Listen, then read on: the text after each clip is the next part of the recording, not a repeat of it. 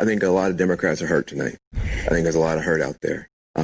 There's a moral victory and there's a political victory. They're not the same. They're not the same thing. The political victory still may come, but I think for people who saw babies being snatched away from their mothers at the border, for people who are sending their kids into schools where the N word is now being used against them, for people who've seen this wave of intolerance, they wanted a moral victory tonight.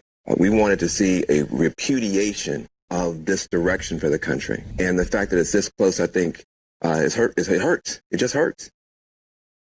Van Jones on CNN there giving you what is one of many versions of the liberal consensus opinion around the election results so far, which still could, as we know, end up going for Joe Biden. Look, I think Trump's going to win. I've thought that from the beginning. I've thought that for, well, all along here.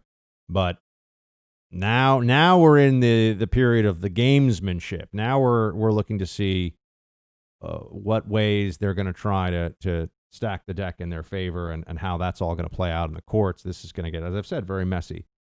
But I thought this was fascinating because here you have Van Jones, who is a prominent CNN commentator. And I know Van a little bit. I've debated him a couple of times.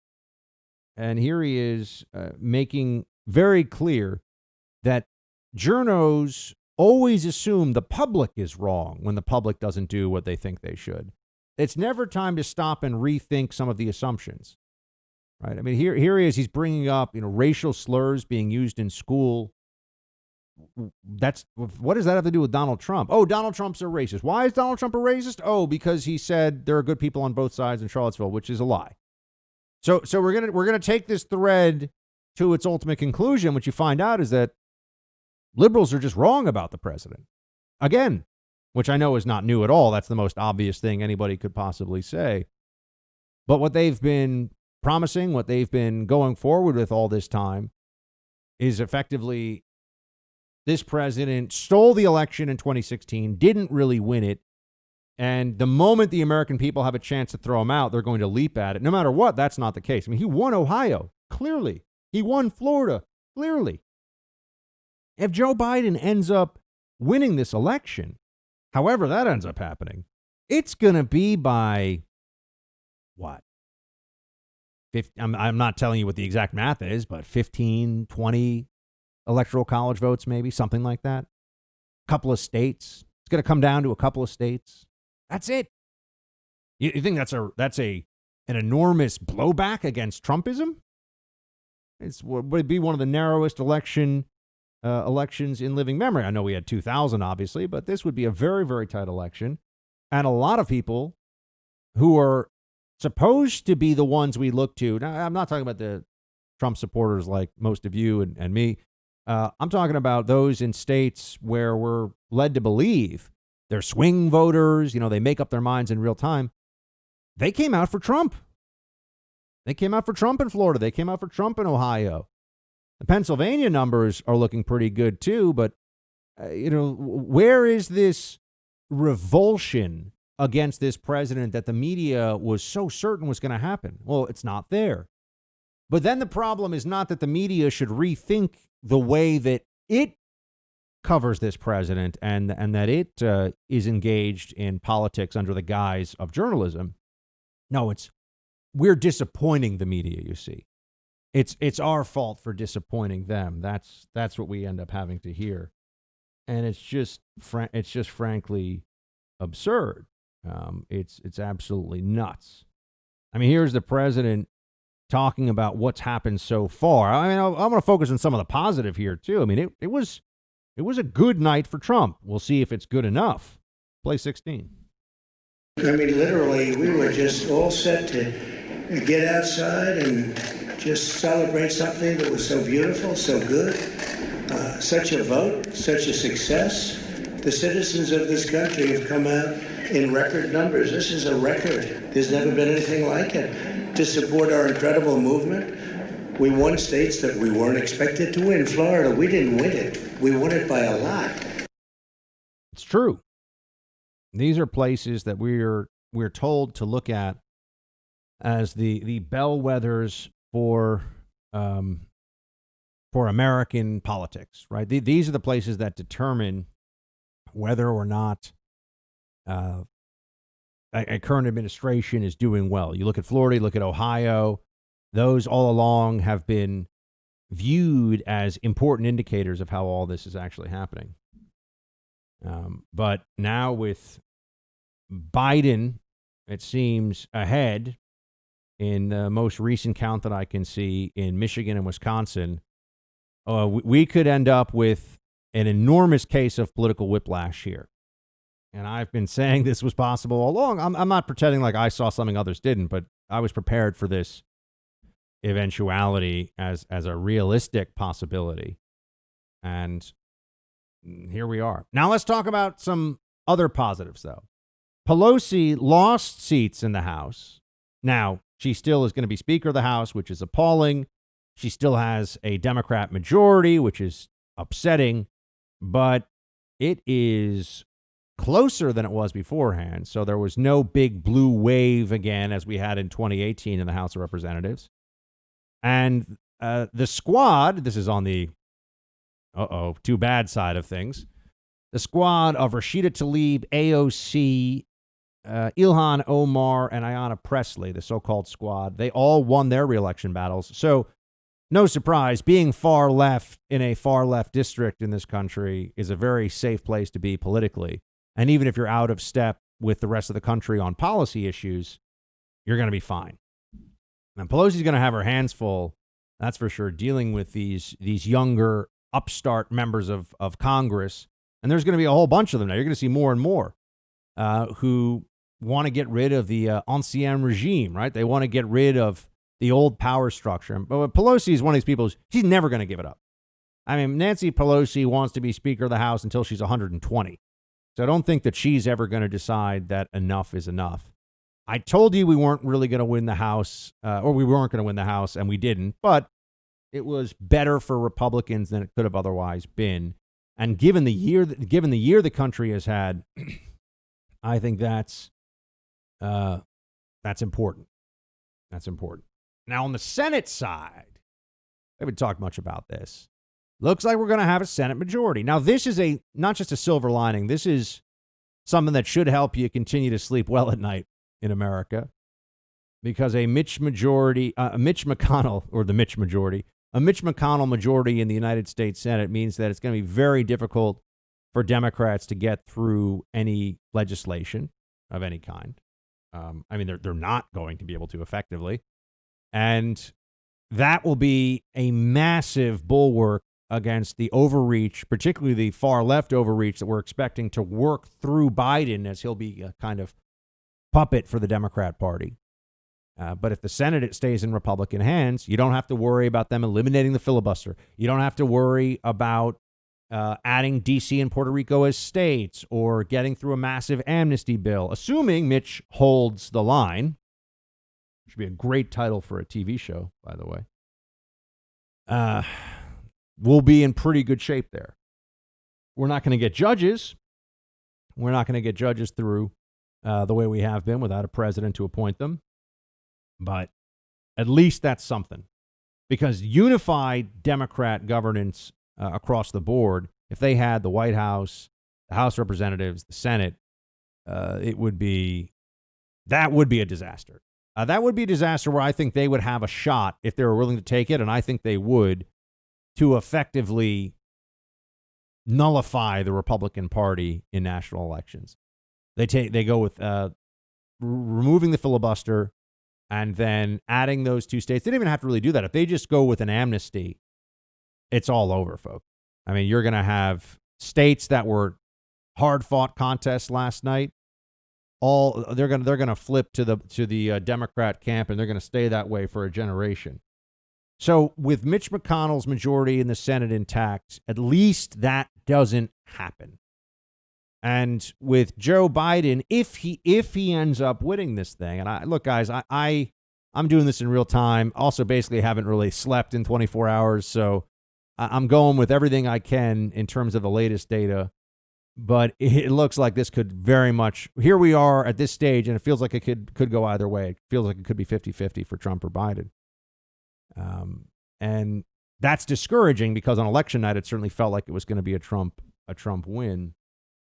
And, with the Senate, the way that it is right now, we have something We have something to be thankful for in this whole election process.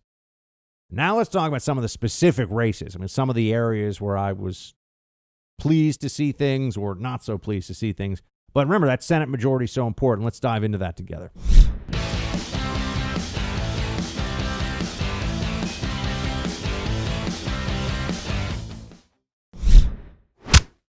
Speaking of Mitch McConnell, Cocaine Mitch won his battle for re-election very nicely. Amy McGrath in Kentucky spent at least $75 million was the figure I saw. $75 million to try to beat this guy. Could you imagine spending that much money on a Senate race in Kentucky? They're spending so much money. Think of all the money and effort the Democrats spent to try to flip Texas. And then the rumors, the early concerns. They waited so long to call Texas for the Republicans. You'd have to wonder why that is. But sure enough, Mitch McConnell beat Amy McGrath. As I talk to you now, it's still looking like we have to wait to see whether John James was able to pull it out in Michigan. Great candidate. I'd love to see John James win, but it's going to be tight. It's going to be close. My friend Anna Paulina Luna lost to Charlie Crist in Florida. Come on, Florida. Well, actually, I can't get mad at Florida because they gave Trump such a huge win last night. But I don't know. She was down right actually in the WFLA Tampa area. That's where she was running. So we weren't able to get a win for Anna Paulina Luna over Charlie Crist, which is a shame. Sean Parnell also, as I speak to you, is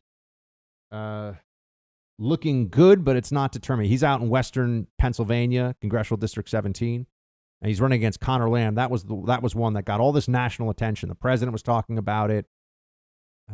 There were a lot of people watching that one very, very closely. There were those accusations that fake Tapper tried to intervene in some weird ways there. I won't get into that today. So we got some important races that are still getting figured out here with the vote count. But on the Senate side, Amy McGrath lost to Mitch McConnell, which is great. It shows how difficult it is to beat some of these guys that really know the system and have been in the game for a while. And then you also had out in Arizona, which Arizona got called very early by Fox. And a lot of people were having big questions about that early on because there were so many votes left outstanding. And, that's one that's going to be a head scratcher. That could be the difference maker, that Arizona didn't stay red in this Trump election. And I got to think that there's some old Romney-McCain establishment GOP stuff going on there that was not helpful. Also, a lot of transplants from California. And this is one of these phenomena that it makes you want to scream. You have states now that are transitioning toward blue, where the reality of what's happening is people are leaving high-tax, poorly run Democrat enclaves like New York, like California, and they're dispersing to places like Texas, Arizona, Nevada, North Carolina. What you are fleeing should not be imposed upon the people in the new place where you arrive, right? It would be like if someone fled the former Soviet Union, they showed up in New York City and they're like, you know what we really need here? Some communism. Let's start a Politburo. That would really spice things up. This is what Democrats are doing in all these big cities. This is what they're doing in Austin, in Denver, and these are places that I know they've been liberal, but they're piling in more and more people. And maybe it's better to double down in a place like Florida and a place like Texas, and try to bring that Republican majority to a fruition, or just to continue to have it in the first place. I mean, if Texas goes, which no one really thought was going to happen, but they were talking about it. If Texas goes, GOP, as we know it, is done. And that's why the Democrats love to throw so much money at trying to beat Ted Cruz and so much money at trying to do anything they can to make that a bluer state with more and more Democrats signing up all the time, which is troubling stuff, to say the least. I'm hoping right now that we're going to get some good news out of Pennsylvania, And I'm also hoping that they challenge what's going on, because I think something funky is happening in Arizona. Am I allowed to say that? Oh, I'm allowed to say it on radio, thankfully. That's good. At least, at least here I still have freedom of political speech. Yeah, I can't say curse words and stuff, but I'm okay with that. I don't like to curse in my professional life if I can avoid it. But the suppression efforts that are going on right now are a reminder to everybody that the platforms that currently exist, the main avenues of exchange for ideas about politics, aren't free and fair marketplaces for ideas and for speech. It's not just Twitter, it's Facebook, it's all these places.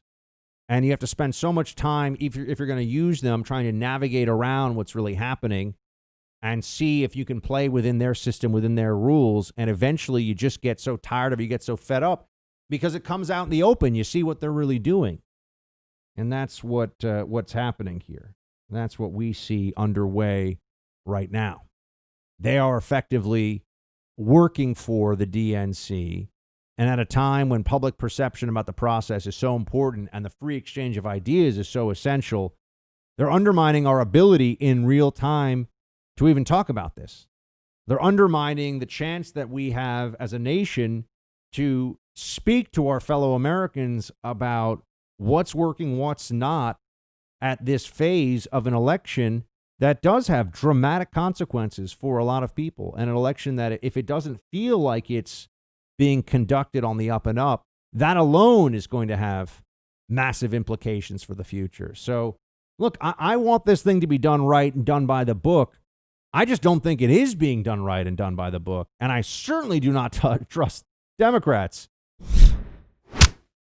I recently got a crash course in home title theft. You better pray this crime never happens to you. Here's how it works. The bad guys find your home's title online. It's up there in the cloud. It's stored on servers.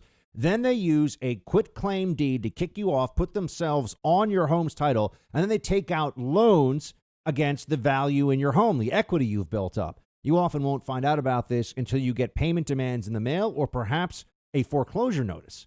You need to take action today to create a virtual barrier around your home's title with Home Title Lock. All you have to do is go to HomeTitleLock.com, use the promo code RADIO for 30 free days of protection. You can also check online to see if you're a victim of this crime and don't even know it.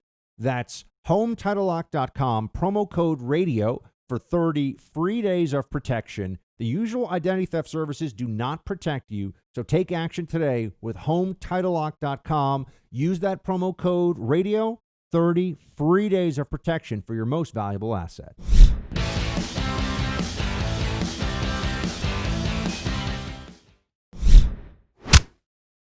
This is an extremely flammable situation, and the president just threw a match into it.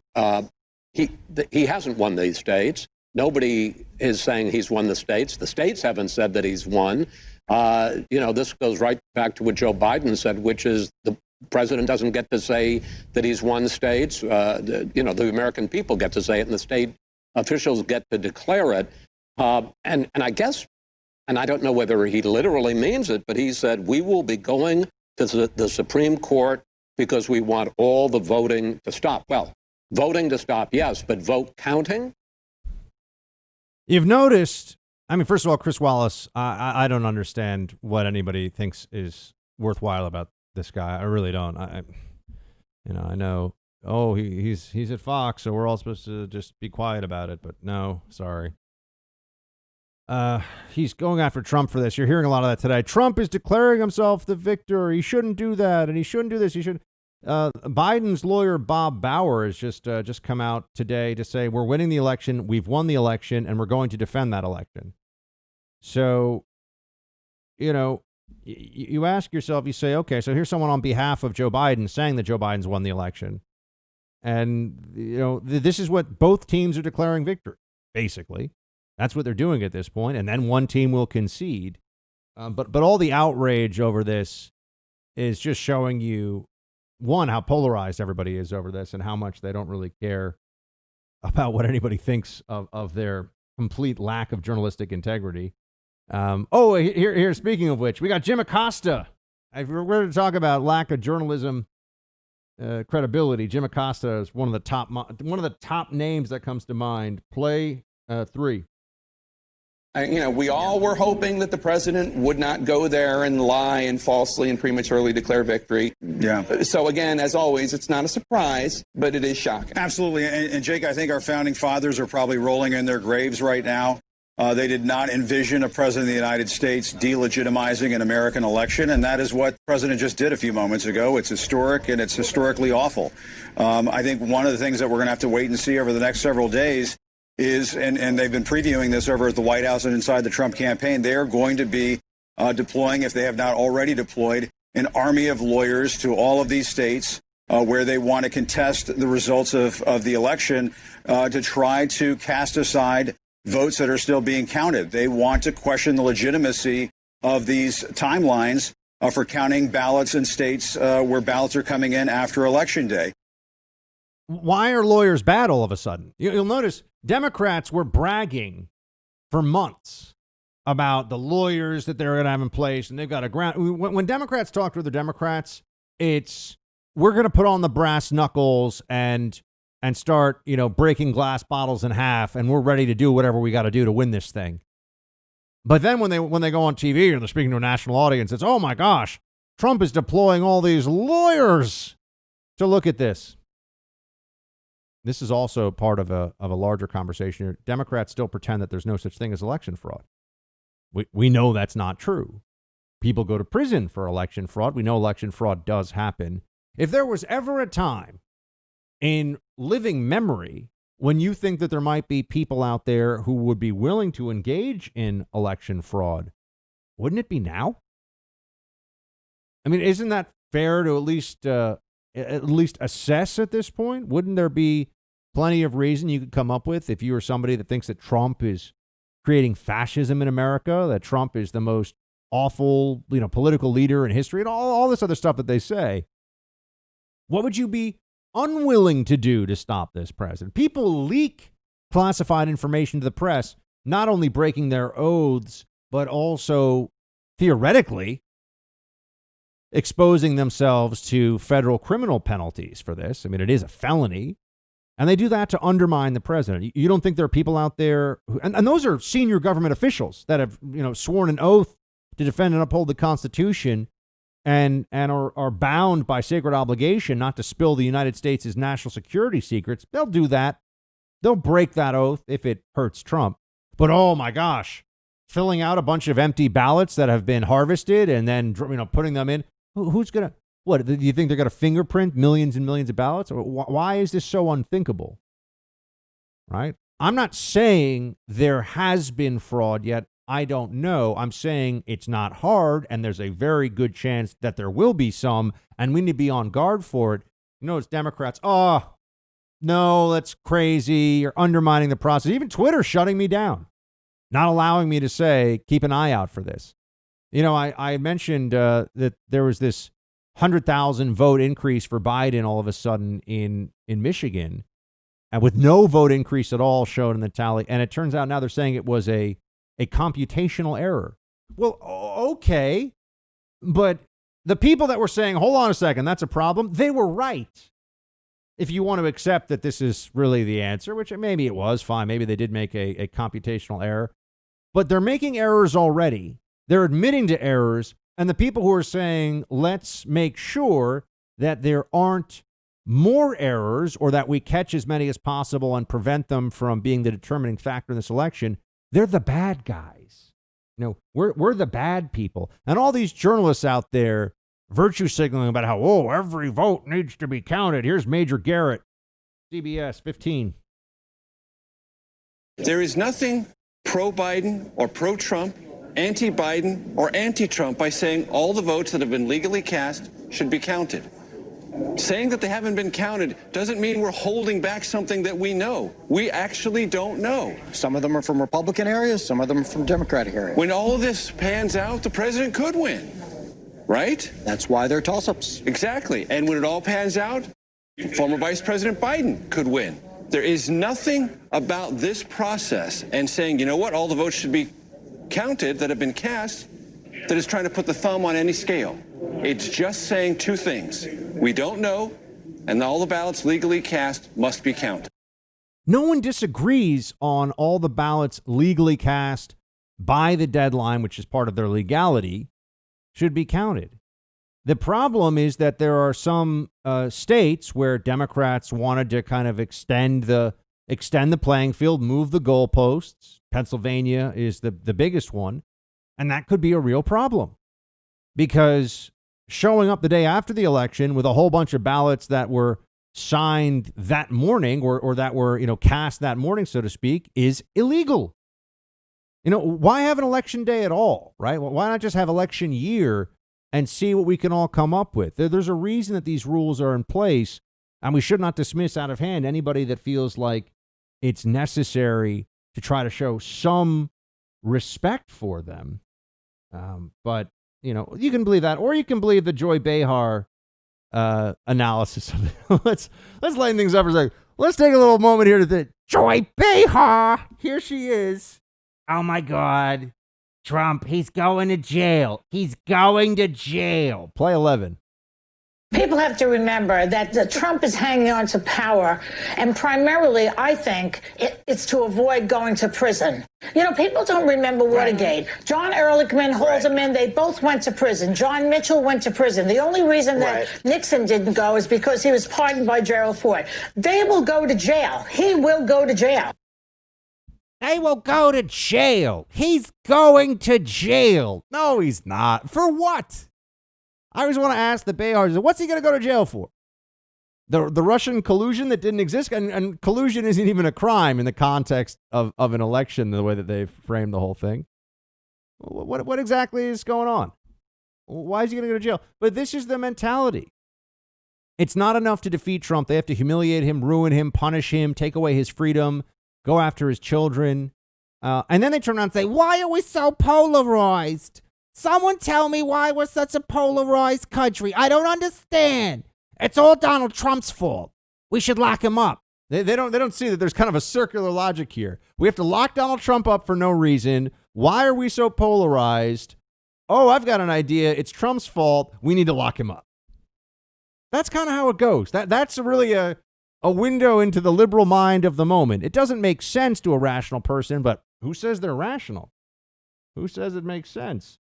Right now, while they're all out there pretending to be the great guardians and guarantors of our democracy, Nancy Pelosi's still walking around just flatly undermining institutions however she can. Play 8. Instead of crushing the coronavirus, Trump is trying to crush the ACA, the Affordable Care Act, waging his deadly lawsuit to destroy protections for pre-existing conditions and every other benefit of the Affordable Care Act, showing his deadly contempt for science and refusing to accept our national plan for testing, tracing, treatment. Joe Biden will do that. The president is installing an illegitimate Supreme Court justice just 1 week before the election, after 60 million Americans have voted, who will dismantle the ACA and won't say, by the way, when asked by Senator Feinstein, do you think Medicare is constitutional? She said she really couldn't say. Illegitimate Supreme Court justice, she says. They never explain illegitimate how or why. They just like to say it. But then they talk about how they want to support our sacred democracy, and they want to, protect the processes therein. Illegitimate how? Illegitimate for Democrats is a word they use in place of I don't like that thing. I disagree with that person. And you're going to hear a lot more of that, especially if this ends up not going their way. Right now, the mood is changing. It's certainly moving in Biden's favor, but I have not lost faith. I believe the president's still going to pull this off. I've been telling you all along, the president's going to win this election. I feel very strongly that he will. But this is playing out in exactly the way that I anticipated in terms of the arguments being made, the delays in vote counting, the games, the shenanigans, the dishonesty. And one thing's for sure, we're not all going to have a big sit down, sing along, America's all come together as one under a President Biden. That's for sure, friends.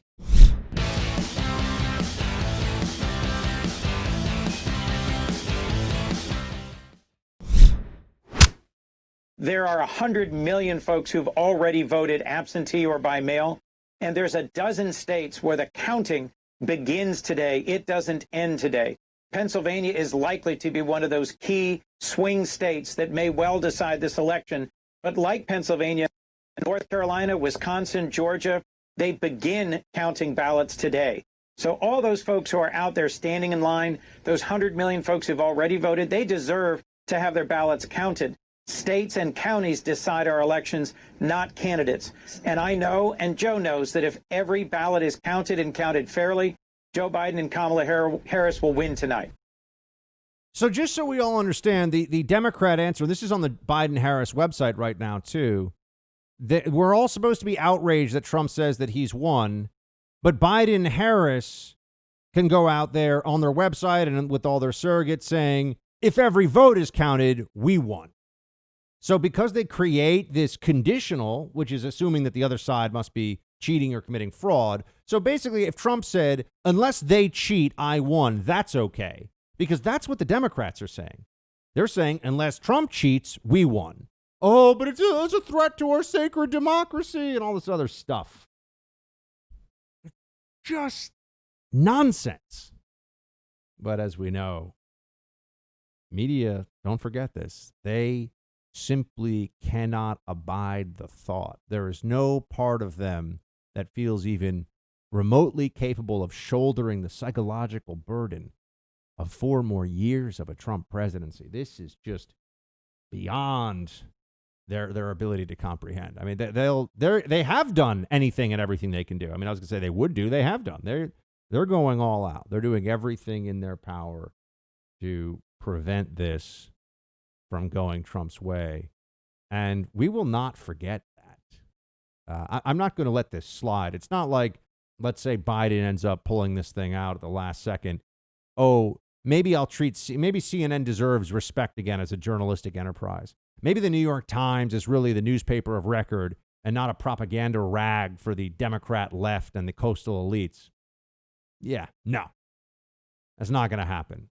We've seen who the anti-Trump opposition is in this country. We know who they are. We understand what they're all about.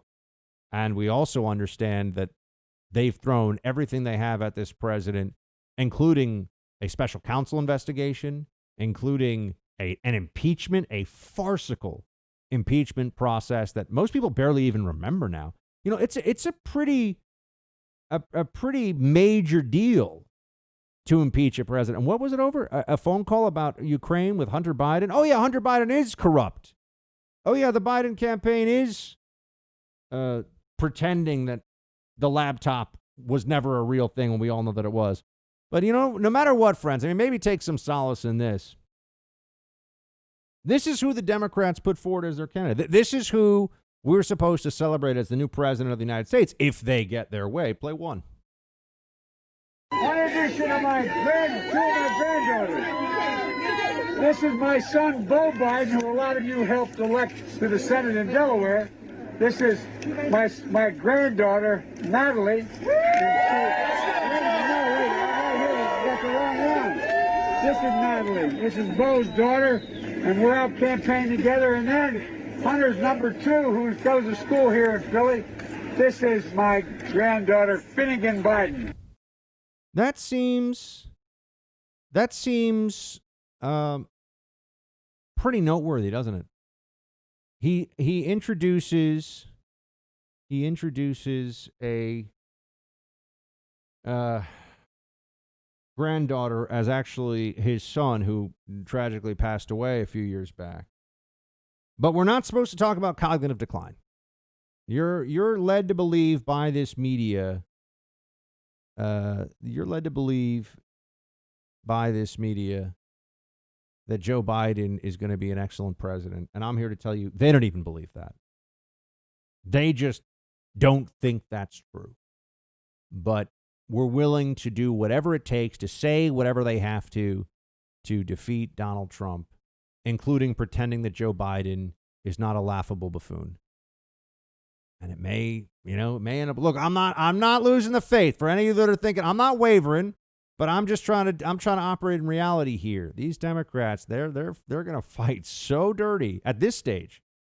I mean, whoever thought that we'd be here? Trump wins Florida handily, Ohio handily, and is hundreds of thousands of votes ahead on election night in Pennsylvania. And there's even a possibility that Joe Biden is going to win at that stage, right? Who thinks that that's where we could be? Well, that's where we are.